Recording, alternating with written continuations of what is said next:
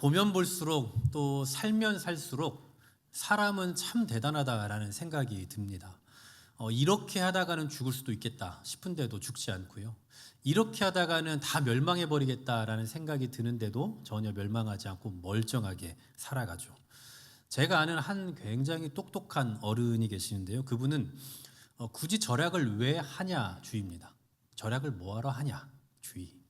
예를 들어서 화장실에 가면 손을 씻고 타올을 한 장씩 꺼내서 두 장씩 꺼내서 손을 닦습니다. 그때 그 타올에 항상 이런 글귀가 써 있죠. 한 장이면 충분합니다. 그런데 한 장이면 뭐가 충분하냐? 두 장, 세 장 써라.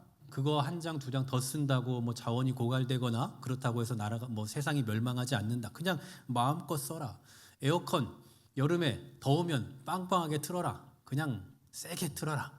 이런 주의예요. 왜냐하면 우리가 잘 알고 있다시피 에어컨을 많이 사용하게 되면 이산화탄소가 증가하고 그러면은 뭐 지구 온난화 현상이 극심하게 나타나게 되고 그러다 보면 극지방의 빙하가 녹아서 해수면이 상승하고 지구가 뭐 물속에 잠기게 된다 이런 얘기를 하는데 그때 되면 정말 그럴 때가 되면 사람은 어떻게든 그것을 극복할 능력이 생기고 그것 가지고 극복해낸다라고 이야기를 해요. 또 물을 절약해야 된다. 여기도 마찬가지입니다. 이미 세계 3분의 1이 해당하는 국가들이 물 부족 현상을 겪고 있거든요. 그런데 지구 표면의 70% 이상이 물입니다. 바다잖아요. 그러니 사람은 머지않아 이 바닷물을 생수로 바꿀 수 있는 능력이 있을 거고 그렇게 해낼 때가 있을 거다라고 말을 합니다.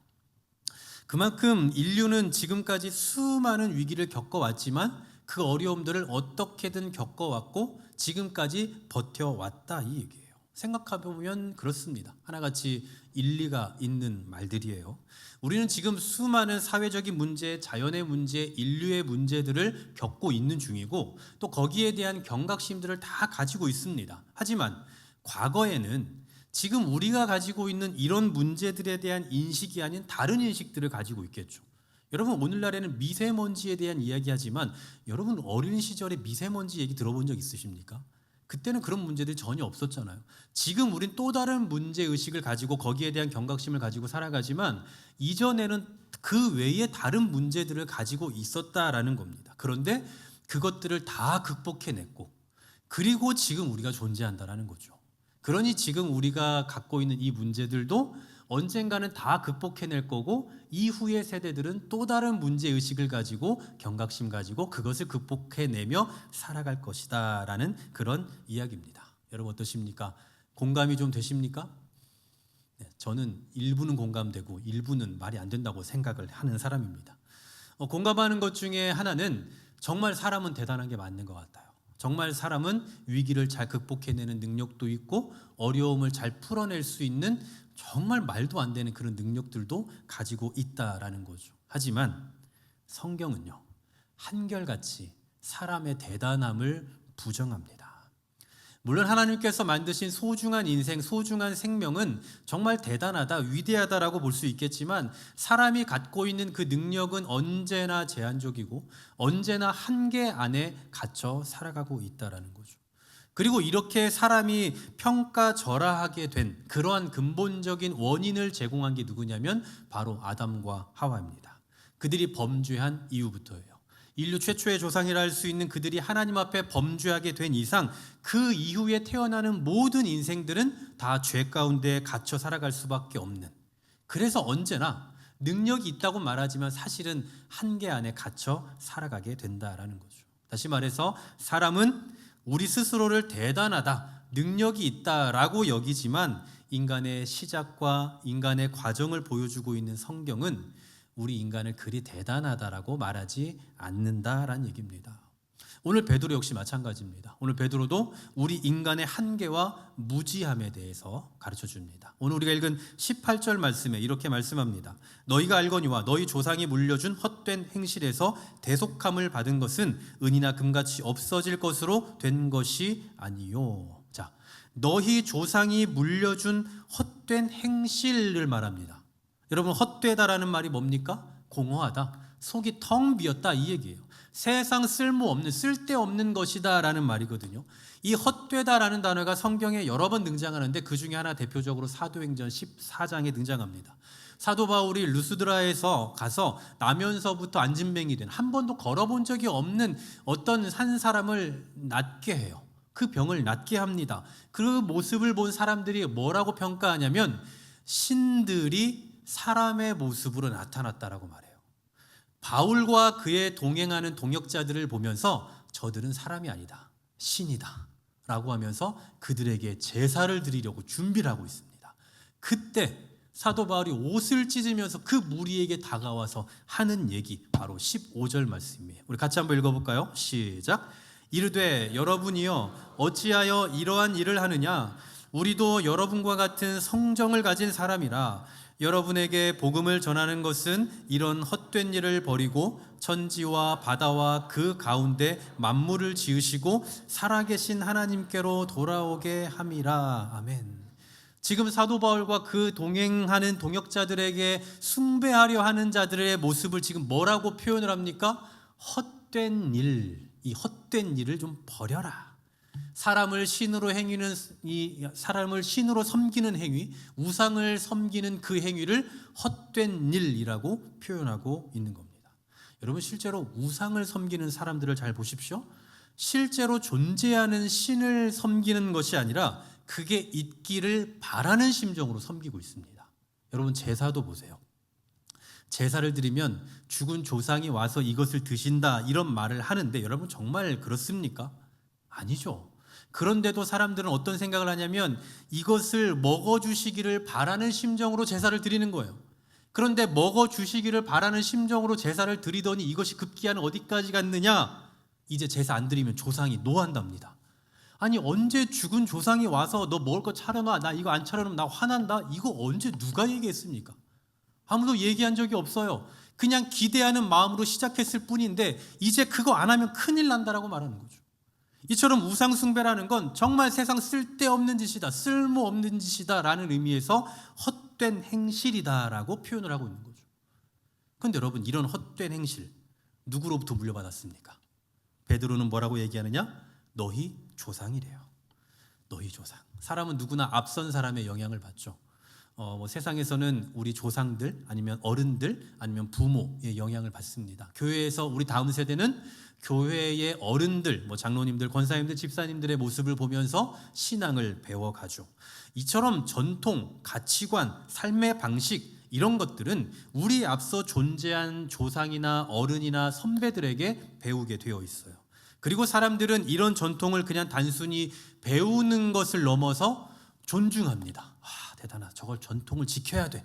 이렇게 생각해요. 물론 맞습니다. 문화적 전통 분명히 지켜내야 할 필요가 있죠. 하지만 이런 지켜내려 하는 습성이 어디까지 가냐면 우상 숭배도 지켜내요. 제사도 지켜냅니다. 죄악된 행실도 지켜내요. 헛된 행실이지만 지켜야 된다고 생각해요. 우리 조상들이 쭉 해왔던 것들이기 때문에 이건 끝까지 지켜야 된다라고 생각한다고요. 여러분, 인류의 조상은 좀 전에도 말씀드렸다시피 아담 아닙니까? 우리 모두는 아담의 후손이에요. 근데 이 아담이 어떤 일을 했냐? 하나님 앞에 범죄합니다. 자기 마음대로 살아가고 하나님의 말씀을 어기고 그것도 모자라서 자기의 죄를 자기 아내에게 계속 전가를 시켜요. 얼마나 나쁜 짓입니까? 그런데 그 후로 태어나는 모든 인간들이 굳이 그러지 않아도 되는데, 안 그래도 되는데 굳이 아담의 이 타락한 본성을 그대로 닮아서 태어나요. 그것을 닮으려고 해요. 그리고 이러한 본성을 갖고 살아가는 인간들은 이 세상에 어떤 삶을 살아가냐? 하나님을 자꾸 떠나려고 합니다. 틈만 나면 하나님을 떠나려고 해요. 그리고 죄에 대해서는 거부를 하지 않아요. 여러분, 우리 어린아이들 보십시오. 어린아이들 욕 금방 배웁니다. 나쁜 짓 너무나도 빨리 습득해요. 이런 것들이 바로 아담의 죄악된 본성을 가지고 태어난다라는 증거예요. 선한 것은 빨리 습득하려 하지 않고 악한 것은 빨리 습득하고 악한 것은 버리려 하지 않고 악한 것은 더 많이 간직하려 하는 죄악된 습성을 가지고 있다는 거죠. 여러분, 이게 바로 우리 인간이란 말입니다. 어떠십니까? 서두에 제가 말씀드렸던 대로 사람 정말 대단한가요? 사람 정말 대단한 존재입니까? 물론 하나님께서 소중한 존재로 지으셨고 하나님의 성품을 닮은 자로 만드셨기 때문에 그 존재 자체는 굉장히 능력 있는 존재일지도 모르겠어요. 하지만 아담이 범죄한 이후의 사람은 나락으로 떨어졌습니다. 나락으로. 지금도 세상에 존재하는 사람들은 좀 꽤나 능력이 있고 위기를 잘 극복하는 존재인 것처럼 보일지 몰라도 하나님 보시기에는 그냥 꽝이에요. 바로 이런 인간, 하나님 보시기에 정말 형편없는 인간인데 꽤나 괜찮은 존재로 인정받게 되는 계기가 생깁니다. 다시 말해서 그냥 천상 죄인, 그리고 성경의 표현에 의하면 허물과 죄로 죽은 그런 형편없는 존재이지만 이 존재가 어느 순간 갑자기 하나님의 자녀라고 하나님의 사랑받는 존재로 바뀌게 되는 계기가 생겼다는 거예요. 그 계기를 오늘 베드로는 두 가지로 설명하고 있습니다. 첫 번째, 예수 그리스도의 대속하심이에요. 예수 그리스도의 대속하심. 오늘 본문 18절 말씀, 아까 제가 읽어드렸는데 우리 같이 한번 다시 읽어보겠습니다. 시작. 너희가 알거니와 너희 조상이 물려준 헛된 행실에서 대속함을 받은 것은 은이나 금같이 없어질 것으로 된 것이 아니요. 아멘.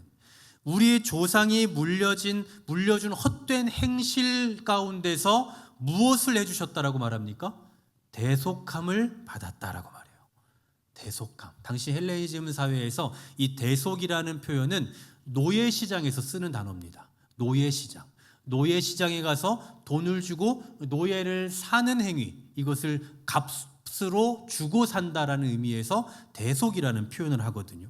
근데 왜 우리를 구원하신 그 사건을 뭐 그냥 구원하셨다 이렇게 말해도 되는데 왜 굳이 이런 노예시장에서 쓰는 표현인 대속이라는 표현을 하고 있는 걸까요? 앞서 우리가 생각해 본 대로 우리 인간은 죄의 노예가 된 자로 마치 죄의 노예시장에 있는 존재와 같기 때문이에요. 여러분, 물론 사람은 이런 생각하지 않습니다. 자기 잘난 맛에 사는 게 우리 사람인데 무슨 노예입니까? 무슨 죄인이에요? 제가 오늘 이 말씀을 준비하면서 우리 인간의 실상을 고발하려고 하다 보니까 자꾸 이런 막 부정적인 단어들이 계속 이렇게 원고에 쓰이는 거예요. 그래서 제가 마음이 부담스러운 겁니다. 이런 얘기 자꾸 하면 성도들이 좀 싫어하지 않을까? 이런 마음이 드는 거예요. 여러분, 왜 제가 이런 말씀을 준비하면서 인간의 실상에 대한 이야기를 하면서 이런 부담을 느껴야 됩니까? 그 이유는 듣기 싫으니까요. 저도 이런 얘기 듣기 싫잖아요. 저한테 누가 죄인이에요, 당신은 왜 이렇게 설교를 그따위로 합니까? 이렇게 얘기하면 기분 좋겠습니까? 누군가 저를 지적하고 제가 못한다라고 말하면 싫은 거예요. 그런데 어쩔 수가 없어요. 성경은 우리 사람을 뭐라고 말합니까? 노예와 같다라고 표현하고 있다는 거죠. 사실 우리는 법치국가에서 자유를 누리며 살아가고 있습니다. 표현의 자유, 종교의 자유, 신체의 자유, 직업 선택의 자유 등등 다양한 자유를 누리며 살아가고 있어요. 그런데 이런 자유를 누리며 살아가고 있는 우리가 노예라뇨, 이런 말도 안 되는 얘기가 어디 있습니까? 근데 여러분 다 잘 생각해 보십시오. 이런 사회적인 자유를 우리가 분명 누리며 살아가고 있다고 하지만 여러분, 욕심으로부터 자유하십니까? 여러분, 이기심으로부터 자유하신가요? 여러분, 자본으로부터 경제적인 측면에서 자유하십니까? 누군가를 미워하는 그 미움에서부터 자유하십니까? 자유하지 못해요. 계속 무언가에 우리는 속박되어 있습니다. 그런 의미에서 마치 물고기가 어항 속에서 마음껏 자유롭게 헤엄치며 노는 것처럼 우리도 그렇게 살고 있는 것 같아요. 자유라는 이 세상이라는 영역에서 마음껏 자유를 누리며 살아가고 있는 것 같지만 사실은 이런 것들에 속박되어 노예된 자로 살아가고 있다라는 사실이에요. 굉장히 지극히 제한된 자유를 누리며 살고 있다는 거죠. 그런데 이와 같은 노예와 같은 우리 인생, 예수님께서 값을 주고 사셨다는 얘기예요. 예수님이 우리를 값을 주고 사셨다고요. 베드로 당시에 이 로마에 50만 명이네, 500만 명이네, 3분의 1 이내 하면서 수많은 노예들이 있었다라고 말해요. 뭐가 정확한지는 모르겠지만 시대에 약간 차이가 있으니까. 근데 분명한 건 그 당시에는 정말 많은 노예가 있었다는 건 분명합니다. 근데 여러분, 우리 조선 시대에도 그렇지만 한 번 노예는 그냥 계속 노예입니다. 그냥 계속 노예예요. 자자손손 노예예요. 그 노예로부터 벗어나려면 어떻게 해야 되느냐? 그 노예에 해당하는 돈을 내가 모아서 지불을 해야 되는데 가능합니까? 불가능한 얘기예요. 개인적으로 내가 돈을 모아서 스스로 노예의 값을 지불하고 내가 노예로부터 탈피하는 것은 불가능하다라고요. 그런데 누군가가 그 대가를 대신 치러준다면 가능하겠죠. 대신. 그런데 그 대신 대가를 치러주신 분이 있다, 이 얘기입니다. 그분이 누굽니까? 바로 예수님이에요. 그래서 우리 대신, 우리는 돈이 없지만, 우리는 모을 수 없지만 우리 값에 해당하는, 이 노예값에 해당하는 것을 대신 지불하여 주셨다라는 의미에서 대속이라는 단어를 쓰고 있다는 겁니다. 여러분, 그렇다면 무엇으로 그 값을 치르셨습니까? 그 당시에 노예는 어떤 금, 은, 돈과 같은 화폐 가치가 있는 것을 가지고 대속을 했겠죠. 근데 여러분, 우리는 그런 걸로 됩니까? 사람이 세상에 죄를 지었나요? 우리가 세상에 빚졌습니까? 그게 아니라 하나님께 빚졌잖아요. 근데 하나님께 대속을 하려면 썩어 없어질 것들로 그 값을 치룰 수가 없어요. 그럼 뭘로 가능하냐? 오늘 본문 19절에서 이렇게 말씀하죠. 오직 흠 없고 점 없는 어린 양 같은 그리스도의 보배로운 피로 된 것이라. 구약에서는요, 희생제물로 사용되는 그 가축들은 흠이 없어야 됩니다. 점이 없어야 돼요. 완전 무결해야 돼요. 지난주에도 말씀드렸던 대로 정결한 상태여야 됩니다. 그런데 여러분, 사람 중에 이런 사람 찾아볼 수 있습니까? 점이 없고 흠이 없고 완벽한 사람 찾아볼 수 있습니까? 그런 사람은 없어요. 성경은 의인은 없나니 하나도 없다라고 말해요. 모든 인간은 다 죄 가운데서 태어나는데 세상에서 점 없는, 흠 없는 인간이 어디 있겠습니까? 그래서 하나님이신 예수님께서 이 땅에 육신을 입고 오신 거예요. 마가복음 10장 45절 이렇게 말씀합니다. 우리 같이 한번 읽어볼까요? 인자가, 시작. 인자가 온 것은 섬김을 받으려 함이 아니라 도리어 섬기려 하고 자기 목숨을 많은 사람들의 대속물로 주려 함이니라. 아멘. 예수님 외에는 이 세상에 우리를 구원하기 위해 대가를 치룰 수 있는 존재가 아무도 없어요. 오직 예수님만이 그 죄값을 치룰 수가 있는 자격이 있단 말입니다. 여러분, 자격을 가진 수많은 사람이 있다면 그 자격 그리 대단한 거 아니에요. 여러분, 이 세상에 목사가 얼마나 많습니까? 그 많은 사람 가운데 하나의 목사일 뿐이에요. 근데 여러분, 오직 한 사람만, 한 명만, 하나만 그 자격을 지니고 있다? 그렇다면 이 가치는 정말 어마어마한 거죠. 어마어마한 거예요. 바로 예수님이 우리를 위해 치르신 그 죄값은 온 세대, 그리고 전 세대를 통틀어 유일하기 때문에 그 가치가 어마어마하다라는 사실입니다. 근데 여러분, 이렇게 어마어마한 가치로 지금 구원을 받은 우리들인데 왜 사람들은 그 구원의 가치를 그렇게 어마어마하게 느끼지 못하는 걸까요? 왜 우리는 이 구원에 대한 이야기를 들으면 또 그 얘기네 하고 그냥 아무렇지 않게 생각할까요? 저는 보기보단 조금 인복이 좀 있는 것 같습니다. 인복이 있어서 주변에 많은 사람들이 저를 참 사랑해주고 좋아해주고 또 많은 것들을 후원해주고 협력을 해주세요. 그래서 제가 좀 불쌍하게 생겼는지 그냥 이렇게 좋은 것들도 저한테 선물로 참 잘 주세요. 네. 제가 그렇게 생겼습니까? 네. 하여튼 모르겠어요. 그냥 값비싼 것들, 하여튼 전자기기나 이런 것들을 선물로 좀 주시는 분들이 많이 계세요. 최근에는 하다못해 저희 집에 아이들 책상까지도 저희 부모님도 아니고 그냥 다른 지인이 그 선물을 해주세요. 달라고 한 적도 없고 불쌍하게 한 적도 없는데 그냥 그렇게 주세요. 너무나 이렇게 그 사랑을 많이 받는 거죠. 그런데 여러분, 사람이 조금 뭐랄까요, 좀 영악한지 제가 선물을 받는, 그러니까 어떤 값비싼 것이라 할지라도 누군가에게 선물로 받은 것과 제가 돈을 들여서 구입한 것은 그 소중함을 느끼는 정도가 조금 차이가 있습니다. 여러분, 좀 공감하십니까? 제가 선물을 소중히 여기지 않는다는 게 아니에요. 저 선물 굉장히 좋아합니다. 선물을 달라 이 얘기가 아니라 저에게 선물을 주시는 그 마음이 전 너무 감사해요. 제가 뭐라고 저한테 그런 걸 줍니까? 그런 마음들이 너무나 감사하고 귀해서 받는 게 좀 두려울 정도로, 그런 정도로 너무 선물을 참 귀하게 여기는데, 아무리 그래도 내가 돈을 직접 지불해서 산 것과 아무 값없이 아무것도 지불하지 않고 그냥 받은 그 선물의 가치는 조금 차이가 있단 말이죠. 마찬가지로 우리가 구원을 그리 대단한 것으로 여기지 않는 이유가 여기 있다는 거예요. 우리에게 값없이 주신 선물이라는 거죠. 여러분, 만약에 여러분 받은 그 구원을 여러분 지갑에서 돈 다 꺼내서 통장 다 털어서 집 팔아서 샀다고 생각해 보세요. 그럼 여러분 그 구원의 가치가 분명 달라질 겁니다. 그 구원을 대하는 태도가 분명 달라질 거라고요. 하지만 우리는 아무런 값없이 그냥 거저로 이 선물을 받았기 때문에 이 선물의 소중함을 잘 모르는 겁니다. 그래서 우리가 구원을 얘기해도 그냥 별로 감흥이 없는 거예요. 하지만 여러분 기억하십시오. 이 구원이라는 선물은요, 값싼 은혜가 결코 아닙니다. 이 은혜는 그 어떤 값으로도 매길 수 없는 정말 대단한 가치가 있는 은혜예요. 왜냐하면 온 인류 전 세대를 통틀어서 유일하게 자격을 가지신 예수 그리스도의 그 피값으로 사신 것이기 때문입니다. 그래서 오늘 본문 19절 하반절에도 이 피를 뭐라고 소개합니까? 보배로운 피예요. 그냥 피가 아니라 보배로운 피. 그렇습니다. 조상이 물려준 헛된 행실에 빠져 가치 없는 삶을 살아가고 있는 우리를 위해서 예수님께서 보배로운 피를 흘려주셨고 그 피값으로 지금 저와 여러분을 대속해 주셨어요.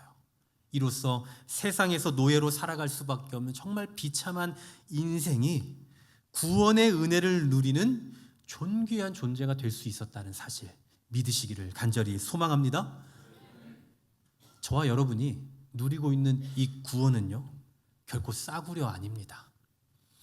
그냥 마음만 먹으면 받을 수 있는 거 아니에요. 그냥 좀 주세요라고 그냥 쫄르면 받을 수 있는 것도 아니에요. 정말 조건 없이 아무런 대가 없이 주어졌지만 세상 그 어떤 값어치 있는 것들을 다 가지고도 살 수 없는 최고의 존귀한 은혜라는 사실, 여러분 잊지 마시길 소망합니다. 바로 이 은혜를 지금 저와 여러분이 누리며 살아가고 있다라는 거 기억하시면서 그 감격과 감사로 하루하루를 살아가는 저와 여러분 될 수 있기를 주의 이름으로 간절히 소망합니다. 두 번째로는요, 하나님의 계획하심이에요. 첫 번째는 예수 그리스도의 대속하심이었다면 두 번째로는 하나님의 계획하심이라고요. 오늘 본문 20절 말씀 우리 같이 한번 읽어봅니다. 시작. 그는 창세전부터 미리 알린 바 되시니나 이 말세에 너희를 위하여 나타내신 바 되었으니. 여러분, 창세전과 말세라는 표현이 나와요. 완전 반대되는 이야기입니다. 창세전은 그냥 세상이 창조되기 이전이고 말세는 그냥 끝이에요. 근데 예수님은 본래 창세전부터 미리 알려진 바 되셨다. 이게 무슨 얘기입니까? 쉽게 말하면 태초에 하나님이 세상을 창조하셨잖아요. 그때에 예수님은 함께 계셨다라는 이야기입니다. 하나님께서 세상을 창조하시던 그때에도 예수님은 존재하고 계셨다고요. 여러분 놀라지 마십시오. 우리나라에는 하나님이 20분이나 계십니다. 예수님도 50명이나 계세요. 우리나라에서 스스로 자칭 내가 하나님이다, 내가 메시아다라고 하는 인간이 무려 70명이나 있다고요. 그래서 우리나라가 이렇게 복을 많이 받았나요? 뭐 지가 메시아라고 하든 스스로 뭐 재림 예수라고 하든 우리가 하지 마, 헛소리 하지 마라고 말한다고 해서 뭐 바뀌진 않을 거니까 어쩔 수 없다 치고요. 그 사람들은 하나같이 다 부모가 있습니다. 몇 년, 몇 월, 며칠, 몇 시 어디에서 태어난 곳이 있고 자라난 과정이 있어요. 어느 학교를 졸업했고 이런 과정들이 다 있어요. 그런데 우리가 알고 있는 것처럼 예수님처럼 동정녀로 탄생한 사람은 한 사람도 없다고요. 있을 수도 없고요. 아니 지금 뭐 얼마나 신령한 사람인지 모르겠어. 뭐 자기가 하나님이다 예수님이다 하는 그 사람들 얼마나 신령하게 살고 있는지 모르겠지만 저와 여러분과 똑같은 출생을 했는데 뭐 자기가 무슨 재림 예수가 하나님입니까? 말도 안 되는 소리죠. 그런 가짜 예수들과 오늘 베드로가 말하고 있는 진짜 예수님의 차이가 어디에서 나는 줄 아십니까? 예수님은 창세전, 즉 태초가 시작되는 그때부터 이미 존재하셨다라는 거예요. 예수님의 출발은 거기부터예요.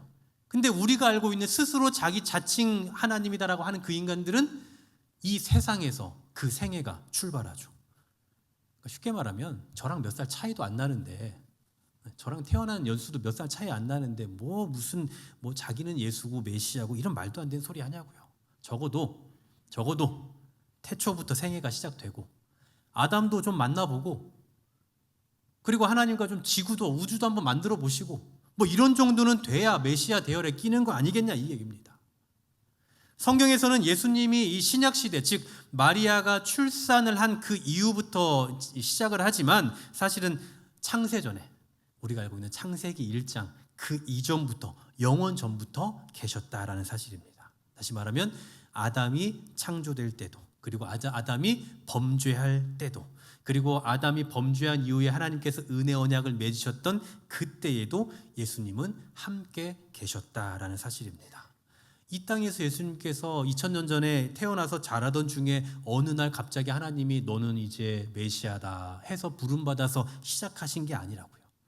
또 하나님과 그냥 함께 계시다가 하나님이 어느 순간에 이제 한번 좀 내려가야 되겠는데 라고 해서 알겠습니다 하고 급하게 내려오신 것도 아니다라는 거예요. 예수님은 태초부터 존재하시면서 인간의 모든 속성을 만드셨고 보셨으며 죄로 인해 타락해버린 인간을 구원할 계획도 다 하셨어요. 그러다가 언제 이 땅에 나타나셨느냐? 오늘 본문 20절 하반절 이렇게 말씀하죠. 이 말세에 너희를 위하여 나타내신 바 되었다. 하나님께서 일찌감치 정하신 때에 정확한 시점에 오셨다라는 거예요. 이처럼 예수님은 이미 창세전에 영원부터 계신 분이지만 영원하신 하나님께서 구원자로 보내실 것을 이미 결정을 하셨고 그 계획하심에 의해 그 정확한 때에 2000년 전 그때에 이 세상에 오셨다라는 사실입니다. 여러분 저는 결혼 기념일이 5월입니다. 저는 개인적으로 저희 가정 행사 가운데 가장 중요한 날이 결혼 기념일이라고 저는 개인적으로 그렇게 생각을 해요.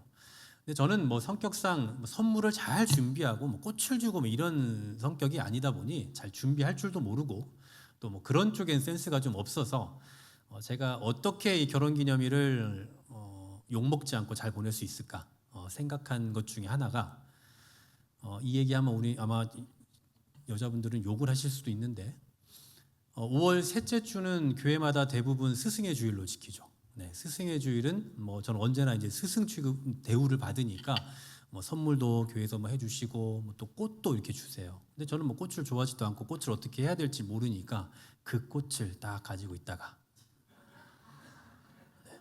제 아내가 저희가 5월 19일이거든요. 다 그 시기가 정확히 맞아 떨어집니다. 뭐 하루 이틀밖에 차이가 안 나요. 다 가지고 있다가 갖다 주는 거예요. 제가 뭐 이게 카네이션인지 장미인지 뭔지 제가 뭐 무슨 관심이 있습니까? 꽃을 모르는데. 근데 뭐 굉장히 좀 약간 좀 저를 경멸하는 눈빛으로 보시는데 그러실 필요가 없어요. 왜냐하면 바로 걸렸거든요. 네, 바로 첫 해 걸렸어요. 그래서 제가 이제 이건 아니다 싶어서 어떤 방법을 썼냐면 뭐 이거는 제 아내도 모르는 얘기인데 뭐 좀 뭐 제 아내를 포함해서 다 알아주시라고 말씀드리는 건데요. 제가 이제 매달 용돈을 이 쥐꼬리만한 용돈을 받습니다. 그 쥐꼬리에서 꼬리 끝을 조금씩 잘라서 모아요. 네, 조금씩 매달 조금씩 모읍니다. 제가 그 모으는 이유는 다른 거 없어요. 그냥 제 아내 생일 그리고 또 결혼 기념일 뭐 이런 걸 좀 챙겨줄 자금을 제 나름대로 좀 모으는 거죠. 굉장히 감동적이지 않습니까? 네, 이런 거 좀 칭찬도 해주셔야 되는데 무슨 얘기 하려고 하는 거냐면요. 즉흥적인 것과 계획적인 것은 좀 분명 차이가 있다는 걸 말씀드리려고 하는 거예요. 그냥 당일에 오늘 결혼기념일이네 꽃 하나 사가야겠다 라고 해서 갖다 주는 것과 그 날을 생각하면서 한 1년여간 계속해서 차근차근 돈을 모으고 그리고 뭐가 필요할까를 생각해서 이렇게 사주는 것, 그 마음 자체가 완전히 다르다라는 거예요. 여러분 예수님께서 어느 날 죄에 빠져 살아가는 사람들을 보면서 안 되겠다, 내가 좀 내려가서 피를 흘려서 좀 구원을 해야겠다 이렇게 해서 죽으시는 것과 태초에 아담이 범죄한 이후에 언제 어떻게 저들을 어떤 방식으로 대속을 해야겠다라는 계획을 하고 그 계획에 의해서 정확한 때에 육신을 입고 이 땅에 오셔서 보혈의 피를 흘리신 것은 완전히 다른 얘기라고요. 여러분 이 사실이 왜 중요한 줄 아십니까? 저와 여러분에 대한 이 구원은요 우연히 즉흥적으로 일어난 일이 아니다라는 사실입니다. 예수님께서 즉흥적으로 우리를 위해서 죽으신 게 아니라 이미 창세 전에 죽을 수밖에 없는 우리 인생을 구원하기로 작정을 하셨고 그 작정에 따라서 지금 구원받은 존재라는 사실 여러분 믿으십니까? 우리는 바로 그런 존재예요. 이처럼 예수님의 대속하심 그리고 하나님의 계획하심에 의해서 본래 허물과 죄로 죽은 존재였던 우리가 하나님의 사랑을 받는 존재가 되었으니 여러분이 얼마나 감사한 일입니까? 이미 우리가 살펴본 대로 오늘 이 편지를 받는 독자들은요, 괴로움 가운데 살아가고 있는 사람들이에요. 고통이 극심한 사람들입니다. 지금도 너무나 힘든 삶을 살지만 앞으로 더 힘든 일들이 펼쳐질 것을 예상하고 있는 사람들이에요. 그런 사람들에게 오늘 베드로는 왜 이런 이야기를 하고 있는 걸까요? 오늘 본문 21절입니다. 이렇게 말씀합니다. 같이 한번 읽어볼게요. 너희는 그를 죽은 자 가운데서 살리시고 영광을 주신 하나님을 그리스도로 말미암아 믿는 자니 너희 믿음과 소망이 하나님께 있게 하셨느니라. 아멘. 비록 환난 가운데 처해 있지만 이 사실을 기억함으로 소망을 가지라, 이 얘기입니다. 여러분, 솔직히 지금 고난 가운데 처해 있는 자들, 그리고 앞으로 더 큰 고난이 앞에 있는 이들, 무슨 소망을 갖고 삽니까? 여러분은 지금 무슨 소망이 있으셔서 막 소망 갖고 사십니까? 특별한 소망이 없어요. 그럼에도 불구하고 우리를 향하신 하나님의 계획하심, 그리고 그 철저한 계획에 의해서 지금 우리 개인을 구원하신 그 대속하심으로 인해 은혜를 누리며 살아가고 있다라는 그 확신, 바로 그것이 우리가 붙들 수 있는 유일한 소망이다라는 사실입니다. 그래서 우리는 고통 가운데 있어도 그 소망 붙들고 이겨내는 거예요.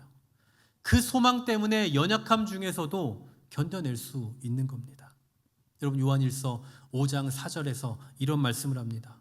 무릇 하나님께로부터 난 자마다 세상을 이기느니라.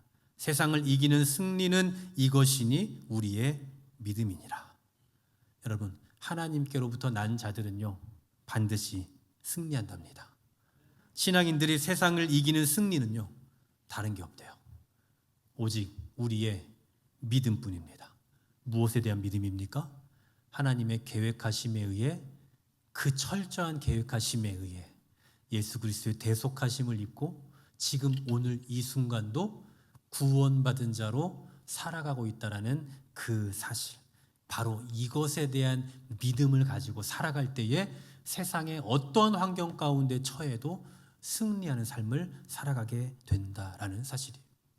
사랑하는 여러분, 아무리 생각해봐도 이 베드로전서는 우리 시대에 너무나 딱 어울리는 말씀인 것 같다는 생각이 듭니다. 힘든 세상, 견디기 어려운 세상, 정신없이 흘러가는 세상, 정말 말도 안 되는 일들이 펼쳐지는 이런 세상 가운데서 우리는 우리 자신의 존재, 우리 자신의 정체성을 놓쳐버리는 수가 있어요. 최근에 대전에서 한 초등학교에서 끔찍한 사건이 벌어졌죠. 저는 그 사건을 보면서 내심 신앙인이 아니길 바랬습니다. 예수 믿는 사람이 아니길 바랬어요. 그 피해자가 예수 믿는 사람이 아니길 바랬어요. 근데 믿는 집이더라고요. 아버지가 목사님이란 얘기도 있고 할아버지가 목사님이란 얘기도 있고, 그 사실을 알고 너무나 마음이 괴로웠어요. 너무나. 왜 그랬겠습니까? 그 사실로 인해서 누군가 신앙인들 중에 또 상처를 받지 않겠습니까? 왜 예수를 믿는데 이런 사고를 당합니까? 왜 신앙인의 가정인데 이런 일을 당해야 됩니까? 그것 때문에 또 괴로워할 것 같다는 그 생각에 참 그 사실을 알고 마음이 괴롭더라고요. 신앙인이라고 해서 편안하지 않더라고요. 신앙인이라고 해서 세상에서 편안한 삶을 사는 게 아니더란 말이에요. 이런 힘든 세상, 어려운 세상, 이렇게 살아가다 보면 내가 지금 뭐하러 예수를 믿나, 내가 지금 제대로 살고 있나, 이런 생각 때문에 빠지고 넘어지고 쓰러지고 좌절할 때가 너무나 많이 생긴단 말입니다. 그러나 이런 세상 속에서 신앙인이 뭐 특별하냐라고 의심할 수밖에 없는 이런 세상 속에서 베드로는 우리가 어떤 존재인지를 너무나도 분명하게 가르쳐주고 있는 겁니다. 현실은 녹록지 않지만, 신앙인이라고 해서 뭐 그렇게 특별스러운 거 없어 보이지만, 그러나 사실은 정말 영광스러운 존재이다. 현실만 바라보면 때로 내가 정말 한심스러워 보이고, 정말 내가 지금 뭐 하는 건가, 지금 우리가 뭐 하는 건가, 지금 아주 무가치한 일인 것처럼 보일 때가 있습니다. 우리 가정, 우리 교회, 우리 학교, 또 우리의 직장, 우리의 생업들 하나하나 볼 때마다 이게 뭔가 싶은 생각에 당장 때려치우고 도망가고 싶을 때도 분명히 있어요. 그러나 우리는 예수 그리스도의 대속함을 입은 자들이요, 하나님의 그 철저한 계획하심에 의해서 태초에 계획된 자로서 지금도 그렇게 존귀한 존재로 살아가고 있다는 영광스러운 존재라는 사실, 이게 바로 우리 신앙인들이 세상에서 특별한 이유입니다. 세상에서 어떤 사고를 당하지 않고 어려움을 겪지 않고 잘 먹고 잘 살기 때문에 특별한 존재인 것이 아니라, 다 똑같은 사람으로 똑같은 어려움 가운데 처해 있고 똑같은 환난을 겪지만 이 특별한 은혜를 누리는 존재는 바로 우리밖에 없다라는 의미에서 저와 여러분은 특별하다라는 사실이에요. 우리가 세상에서 견디고 버티고 이겨낼 수 있는 유일한 힘, 바로 이 사실을 믿는 믿음뿐입니다. 그래서 우리 신앙인들은 이겨낼 수 있는 겁니다. 그래서 우리 신앙인들은 견딜 수 있는 거예요. 그래서 우리 신앙인들은 좀 어려움이 있어도 소망이 있는 겁니다. 기도하겠습니다.